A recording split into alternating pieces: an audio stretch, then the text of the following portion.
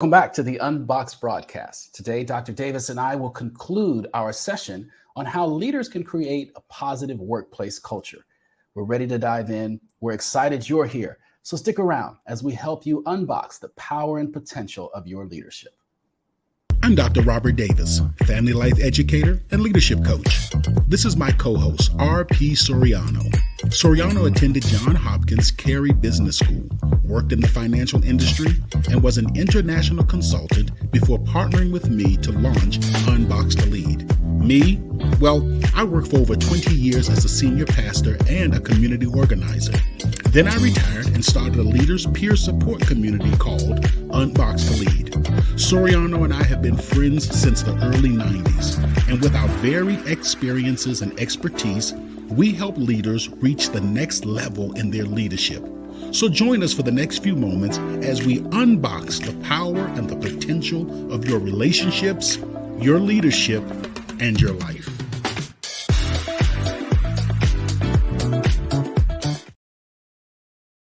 Welcome back, everyone, one and all, wherever in the world you may be. I'm R.P. Soriano, and with me once again is Dr. Robert Davis, family life expert and workplace relationship expert. How are you this week, my friend? Man, I am doing great. Thank you. I understand you spent some time away. You got away for a little bit. Had a good time. Yes, You look the family refreshed. and I had an opportunity to hop on a boat and go visit the Caribbean, Oh, nice. Very West nice. Indies. Very nice. Well, I trust it was a good family experience. It really was. I had a blast. All right. So before we jump into the conclusion of our series, which has been how leaders can create a positive workplace culture, I just want to remind everyone to please like, share, and subscribe to our broadcast. And be sure to visit our website, www.unboxedtolead.com. You can visit the blog page there, and you can see all of our content, past broadcast episodes, as well as our blogs. Be sure to also follow our LinkedIn page. I know I said to follow all of our social links, but follow our LinkedIn page. We've got a lot going on there so that we can engage with you there.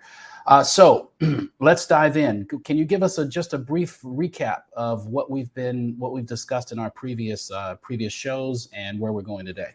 So we talked about initially what is a positive workplace culture, because this is kind of like the whole buzz. You know, we want to have a positive workplace culture, a healthy workplace culture, a thriving workplace culture, whatever. So we say, well, what does that actually mean? And it means that the team actually understands and believes in the mission and the vision. In other words, it means that the organization is purposeful, that the team members are working toward the vision, which means that they're engaged. A positive workplace culture means that the team members know what is expected of them, which means clarity. And then it means that the team members take responsibility for their emotional well-being and functioning, which means maturity.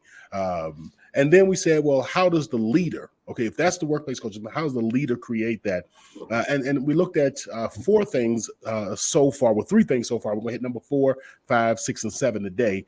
The first one is to intentionally engage in best thinking, to spend time just doing your best thinking. And number 2, to create a space for your team to engage in best thinking. Number 3 is to clearly define your leadership role and responsibilities. Here's the big one. That is to define who you are responsible to define to your team what you're responsible for, to share what you will do, and to share what you will not do. And then number 4 is to be as competent in your job as possible. That's it. I mean, that's the big one. You know, we're asking others to step up and to lead. As we become clear about what it is that we will do and who we're responsible to, what we will do, what we will not do, Raphael, it is very important that we do our part with excellence, whatever that part is, that we say, okay, this is all that I'm going to do. I'm not going to overfunction. I'm not going to micromanage. I'm going to really work hard on being responsible for self and only for self. But that means then that I'm really going to try to perform at the highest possible level at what I actually do. And sometimes we've seen leaders who are good at telling everybody else what they're supposed to do and being over everyone else's shoulder, but they're not as great at what they're supposed to do. And the biggest thing that the leader does is the leader creates the culture, the atmosphere, the environment. And when a leader says, you know what, I'm going to do my best to do the things that we've mentioned, as well as the things we're about to mention, that really does create a healthy place, a positive place, if you will. Yeah. Okay. So let's dive into what we mean by doing the job, being as competent in your job as possible. You've touched on that, but I think most leaders would think that they are competent in their job. What I think I hear you saying is not only the function piece, not only knowing how to do the job, but it's also all of this that you've laid out, and that is creating the culture, being able to create the right culture. Yeah. And being intentional about doing those things that were articulated here and the points that we're going to talk about in a second in doing your job. And let me say this, and we're going to talk about this in point number 6. So I don't want to go too deep into it right now, but you will be surprised at how many leaders really don't know what their job is. That is why I said a leader has to sit down and to say, this is what I will do and what I will not do. This is who I'm responsible to and what I'm responsible for. And this is what I'm not responsible for. And being hyper-focused on those things that you are responsible for. One of the things, and again, I'm going to talk about a little bit more in step number 6. One of the things that's challenging to high-level leaders is that the higher you go up the leadership ladder, the less defined your responsibility is. We say stuff like, get it done, take care of business, make it happen, and so that's not a job description. That does not actually say what we're responsible for. And we give very nice titles: CEO, senior vice president for diversity. I love this new one now: diversity, equity, and inclusion. Senior vice president for community engagement. Senior vice president for marketing, or whatever it may be. But man, that's so general. What does that actually mean? And like I said, I'll talk about that more at step number 6. But when we talk about being competent, we're also talking about being clear and being focused on what it is that you're supposed to do and doing that very well. Too often people are jacks of all trades and masters of none. And I'll stop right there because I know you might want to jump in. No. I want to move on. I think we're heading in the right direction. Of course, you got my ears perked up when you said that a lot of leaders don't know what their job is. That's not something I'm certainly going to admit right here and right now. Given who I'm sitting in front of, that probably wouldn't be very wise. But I think a lot of times I do get this question from you quite often. What do you do around here? At any rate, I know you said you'll deal with that later, so let's dive into let's go around. And actually, the flow is set in such a way. I probably want to jump into that one. So the numbers are going to be a little off. We apologize to everyone, but right now we're going to jump to number 6. And number 6 is to clearly define the leadership roles of the leadership team. That includes your leadership roles as well. And what I mean by that is, too often the responsibilities of entry-level positions are clearly defined. The further you go down the quote unquote ladder, it's very well defined. Let's take, for instance, McDonald's.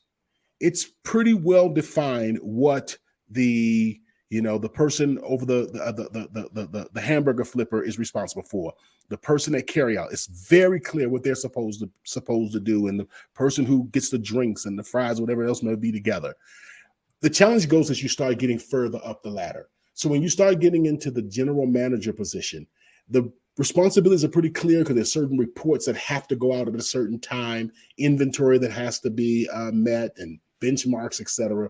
But as you start going further up, and I use McDonald's as an example because I think it's one of America's most known. But as you start going up in corporations like that, the higher you go up the ladder, you begin to see that it's less clear about what are the specific day-to-day duties that are to be performed by your senior level leadership and by your chief leadership positions, your C-suite officers as they're called.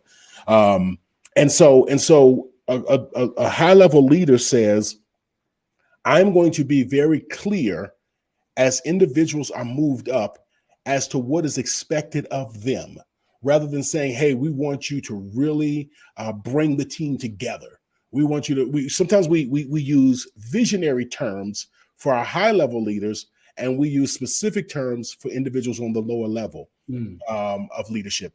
And As you are elevating individuals up the ladder within your organization in leadership, you need to also be very clear with them what is expected of them on a day-to-day basis, and what is expected of them. That clarity, that clarity really helps people not to bump into each other.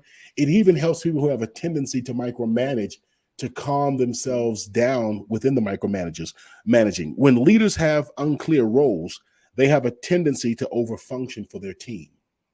So the clearer that you can be. So that's one of your responsibilities. What am I responsible for? I am responsible for providing clarity within the high level leader's responsibility. And don't get me wrong, the higher up the ladder you go, you're supposed to fix stuff as it gets broken. I think we all understand that. But what you don't want, I didn't want to get into this, but I've got to get into it. We don't want to be a leader that manages by problems, that manages by personalities, or that manages by problems, personalities, and programs. Those are the three. Too often leaders manage by problems. So they're kind of like waiting for the next problem, then they spring into action. They're waiting for the next program, then they spring into action.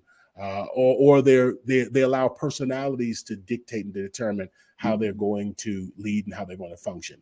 So the clearer that a leader can be about what it is that they do, the less they'll be relying on, stuff just to come up to take care of. Looking for stuff to do. I know that I'm supposed to make stuff happen, so I'm kind of looking for stuff to do. Try your best to give straight clarity around what it is that is expected of the leaders and what you're expected to do and what they can expect from you. I feel that what you're saying is a lot like the experience of learning how to drive. When I sat in the front seat or the back seat of my parents driving, watching them, paying attention, looking, I figured that, I could do this. Yeah. And had one of my parents just said, okay, here are the keys, pull the car out of the driveway, head down to the store and pick up a couple of things and come back, it would have been completely disastrous. I think there's just a difference in leadership that step of, like you've said, is you have to be clear on what is expected of you. I think that when we move into leadership, driving is a completely different experience than being a passenger in the car. And even though you've seen what driving looks like and you've experienced it from the inside of the vehicle, you understand what it is to turn a car on, you understand what it is to move it into gear, you understand what it is to get on the accelerator, mash the brake. But it's a completely different experience when you're actually having to do it and having to learn to do it for the first time.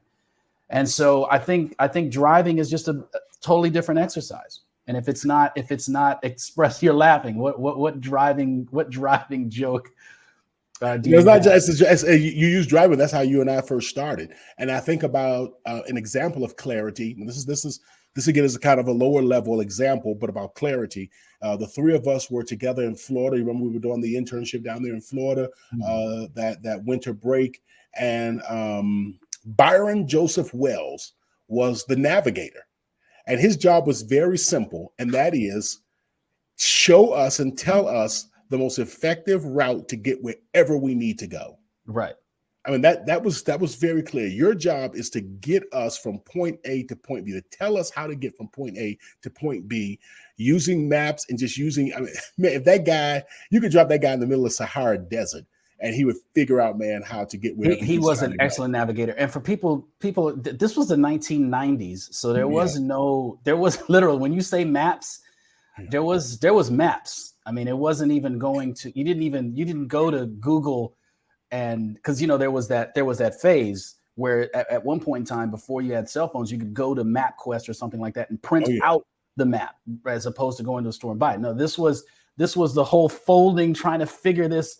I mean, once you unfolded it, it was like you were in a quilt. And you would get a map when you pulled over and got a map from the Welcome Center. That's right. You're constantly readjusting. I mean, they didn't make maps were not handheld maps. No. So to be able to do this, there were times when he would have to unfold the map and it would obstruct your whole vision, your whole view. So you're like, put the map down, man, because this guy's got this thing stretched out. Yeah. So for those, who don't know what it's like to navigate that way, that's how we had to navigate.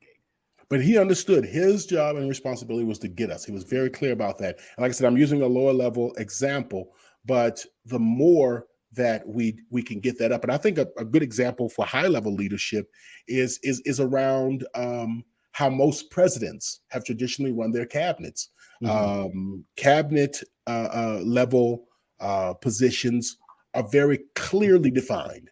The Secretary of State knows pretty much exactly what their job is to do and not to do.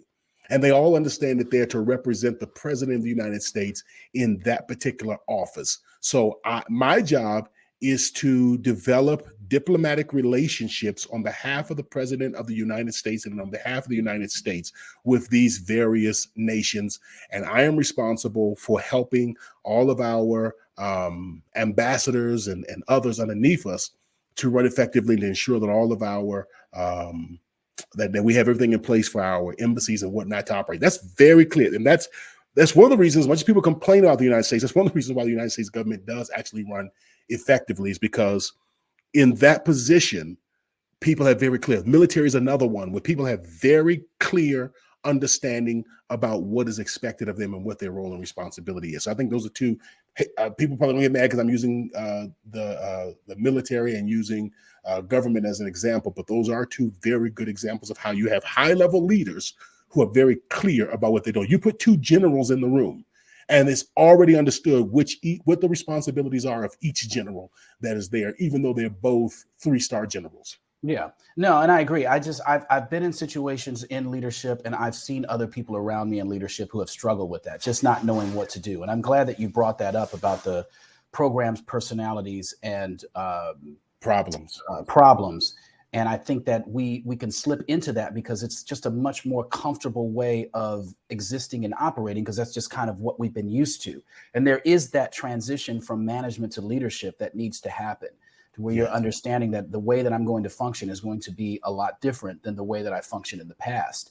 You certainly have to bring those management skills into it, but there's a new set of skills to learn, and it's centered around what you've laid out today. And it's really about how you set the tone, the culture of the organization, and making it clear what everyone is expected to do. If you don't know that yourself, then you certainly can't do that for others. I know that that's a very Captain Obvious statement, but that's my contribution there. Thank you. Let me go on to the next one, because I know our time is ticking away from us, and that is we're going to go back to number 5 now. So we went 4, 6, 5. Here we go. To show up as a calm, less anxious person. To really just, if you want to create a healthy workplace, do your best to try to show up as calm as possible. And here's the thing. Even if it's raging on the inside, 2 things will happen. First, your team is going to pick up. There's a psychic energy, not psychic like, ooh, I see a future. But psychic energy of just this, I don't know how to describe it. It's just people have perception. They pick up on what's going on. And people it's the unspoken communication. It's our body communication. It's the lack of the poker face. People will be able to see it in those nonverbal communication. They'll be able to see that something is wrong. Something is, you're carrying the tension. We just can't hide it. Our body gives that away. And even when you try your best to hide it in the face and in the words and all that stuff, people will pick up on it. Understand that. So you do want to work at actually becoming calmer, right? But also working on faking it till you make it. Because here's one thing about human nature: people appreciate when the leader is making the effort to be calm. When they know that the leader is anxious, they know that this thing has the leader worried and upset. No one's an idiot. Everyone knows when the ship is about to sink that the captain is freaking out on the inside. Who wouldn't? The ship that we were on, there were over 4,000 souls on that ship. And if that ship were to have gone down, the captain would have been freaking out. But the captain has to present in a calm, less anxious fashion, even though everybody knows, and people appreciate that. People respect because it's not a life and death that you're dealing with on your job for the most part, unless you work in the ER or something. Because most of us don't work in a life and death occupations. People appreciate that you're really making the effort, and that in of itself brings a calming influence. What people don't like is when you try to manipulate them. But when they see, hey, you know what?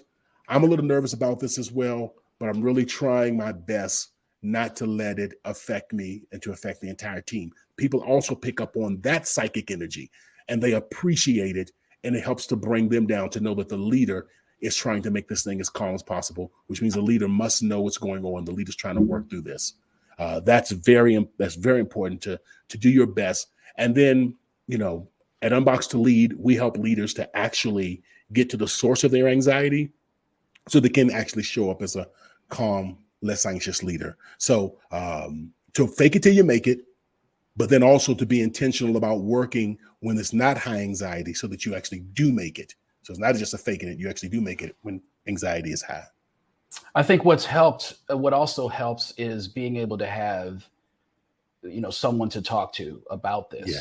And it's not necessarily whether it's a coach, but I think even in the way in our relationship, there are times when I am, and I tell you this all the time. I've had some very high anxiety around certain things that we're doing or we're trying to do. And I don't want to light a fire onto your anxiety, but I need to be able to discuss this with you. Of course, I'm not coming to you, screaming like like Michael Myers is chasing me, and I'm terrified. I don't come to you that way. I just start off with, hey, I've got some anxiety around this. What do you think?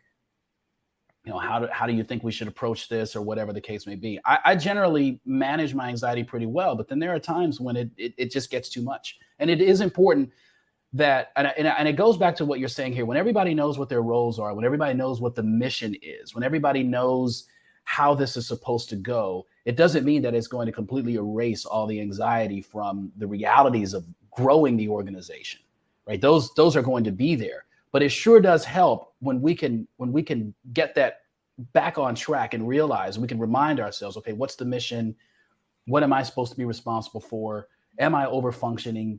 Am I trying to do too much? Am I not doing enough? Am I being competent in my job? If you can check those, do a check-in to see where you are on those in those areas. It really does help to get you back oriented and to manage and to make the anxiety monster, as I've heard in therapy sessions, you can start to shrink that. Yeah. But so long as those things don't exist, that's just going to enhance the challenge of the anxiety. But my point is that it's good to be able, when the leaders in the organization are all clear, you can have these conversations amongst yourself without this sense that, hey, if I talk to the CEO about my anxiety, or I'm worried about this, or I'm feeling challenged on this, they're going to freak out. They're going to think I'm not capable. They're not going to think I'm not competent. But when when this culture is set up, you can have these real conversations, and you can move with that. Exactly. All right, let's give them the last one, because I know our time is done. And the last one is to lead by clear, well-defined, and well-articulated principles. To actually do the work, again, at UnBoxed to Lead, we help leaders to identify what their guiding principles are, and then to be able to put them into words so that they can articulate them to others, and also to help them to apply them to various situations within their life, so that situational leadership is not that your leadership is based on the situation, but situational leadership becomes how you apply these principles in various situations. Mm-hmm. And so, guiding principles around truthfulness, guiding principles about how you treat people, guiding principles about how you manage crises and things of that nature. When you really sit down and think about, the vision that you have, and what kind of principles do you want? What kind of relationships are you seeking to foster?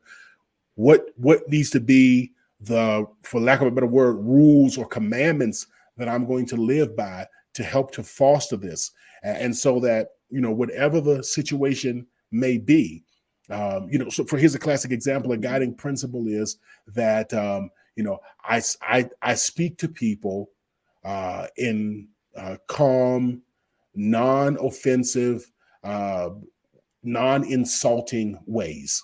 Now that applies whether or not I'm giving a person a promotion or whether I'm firing someone. That principle applies whether or not there's a crisis or whether it's, or whether things are smooth. This is just a principle that I live by.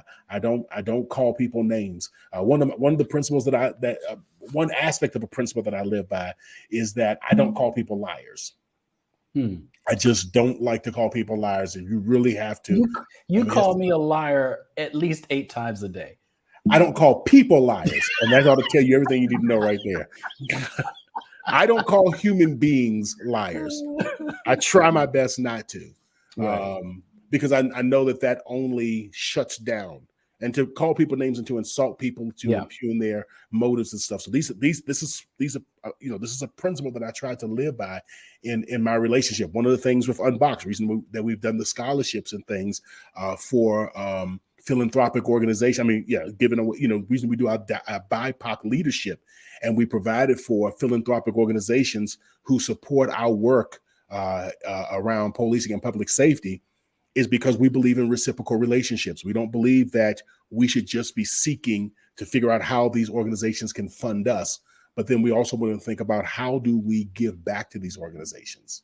Right. And so these are principles, and each leader has to think through what are the guiding principles and how does that look? So again, reciprocal relationships are an important part of the unbox to lead philosophy. That's part of how we unbox.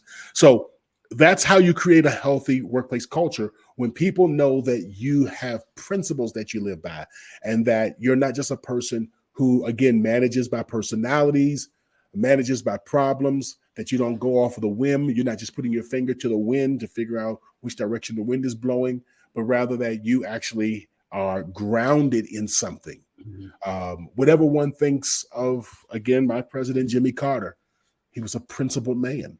I disagree as I look back and read. There's a lot of policies that I disagree with, but one thing Jimmy Carter was and is just a principled, honorable man. And you have to appreciate that, especially in today's current political climate, to know that someone's yes means yes, their no means no, mm-hmm. that they have thought out the type of person that they want to be, and that they're really working toward being that person. That is exceptional unboxed leadership, in my opinion. Yeah, and I think that encapsulates everything. You think about the person that you want to be, and you do the work to get there, exactly. to be that person. And that's very critical. A lot of what you said is so incredibly rich there, and especially around guiding principles. I think a lot of times this is what may be missing from a lot of leaders, because it just seems to not come up, or it's that one thing that I think people intuitively know and understand, and they will have maybe generalities around what they believe, what their North Star is. But going through that exercise and defining what are your guiding principles, where will you not bend? Yes. No matter what. And, guiding principles are guiding principles for a reason. They're there to be tested. They're there to, I've used this, I've heard this used in different areas. I think in sports a lot, or maybe it's sports. They said, but bend, but don't break. Yeah. At what point, how flexible can you be in certain areas of your life before you get to a breaking point? I think those guiding principles are really that solid wall that whatever it is that is coming up against it is it hits it and it stops. It hits it. So if you say, I am not going to insult anyone, it means that if someone is upset with you because of something that's happened and they lose it and they start to call you names, or they storm out, or they respond or react in a way that is less than what you would consider to be, the right way to act, that you don't respond in kind, and you also don't talk about that person when it's all over and said and done.